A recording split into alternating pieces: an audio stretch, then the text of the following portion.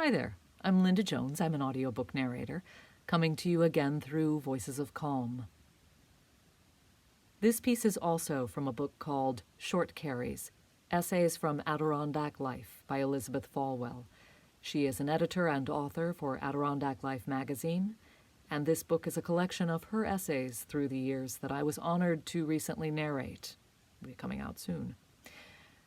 With her permission, I share with you this essay, Seeing in the Dark. It's nighttime that puts heaven on earth. Call it the birth of opportunity, which is a strange thing to think while anticipating the bill for a 75-mile tow and a repair tab equal to half the value of the vehicle in question. But if the fan assembly hadn't fallen off my beat-up pickup last night, I would have been fast asleep, rather than audience to an hour-long celestial cinemascope. A pale shade over St. Hubert's opposite the moonrise wasn't alpenglow, nor was it noctilucent clouds, the nightmare's tails made of meteor dust shining with reflected sunlight, but a preview to the aurora's performance. As we headed home after my ride picked me up, the night shift animals were just coming on. Russet Coyote trotted east, all business in his gait, and a great horned owl went to work over the shoulder of the road, testing his tools. Where the sky opened up west of the Boris River, we could see streaks of lime green and wisps of pearl overhead. Usually it's radio wasteland here, but a surprising signal came in clearly. It was the calm dignity of Brahms' First Symphony, that sweeping anthem from the first movement that some call Beethoven's 10th. Maybe the same ethers that were bringing us that spectacular display included stray wavelengths of cello, French horn, and oboe.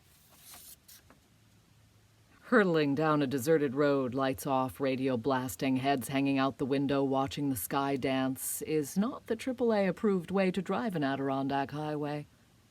But nothing ventured, nothing gained, right? We stopped at the overlook by Kempshall Mountain.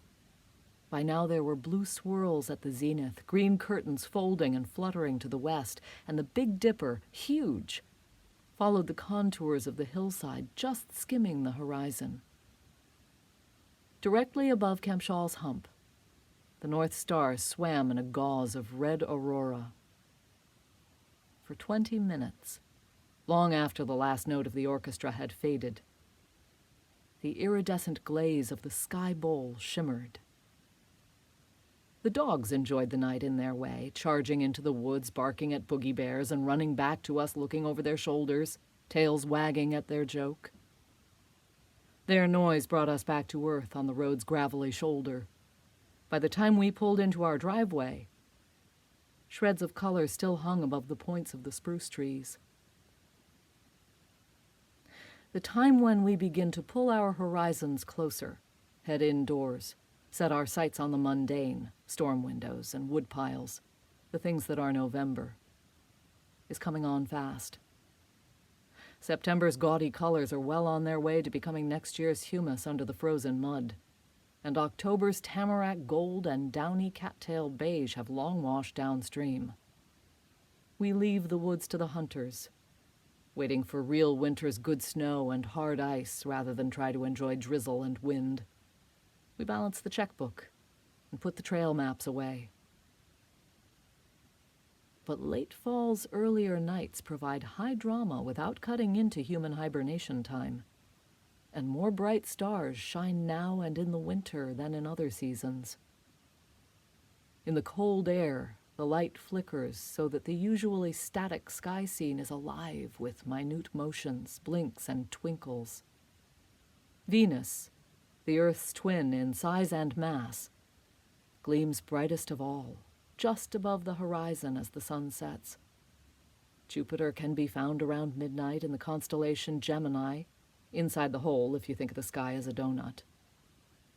And with binoculars, you can see the brilliant giant's 4 largest moons. There's no better time to appreciate the cobbled creek of the Milky Way stretching across the sky. In November, the Andromeda Galaxy is almost directly overhead, a small eraser smudge in a vast blackboard. It is so very far away that all the energy of its 100 billion suns is only barely visible to us. 6 million acres seem puny and fragile in contrast. Most of us can find a dozen wildflowers, identify a bird from a silhouette, or tell a trout from a bass. But many of us have forgotten the names of the stars, the shapes of the constellations, the placement of the planets. We're blinded by the night, and it takes the transitory splendor of an aurora to jar us back into an appreciation of the heavens. Around any bend of an Adirondack river may be a glimpse of terrestrial grandeur, and we may be lucky enough to have looked down on the clouds from a mountaintop. But looking up on a frosty night is a lesson in humility.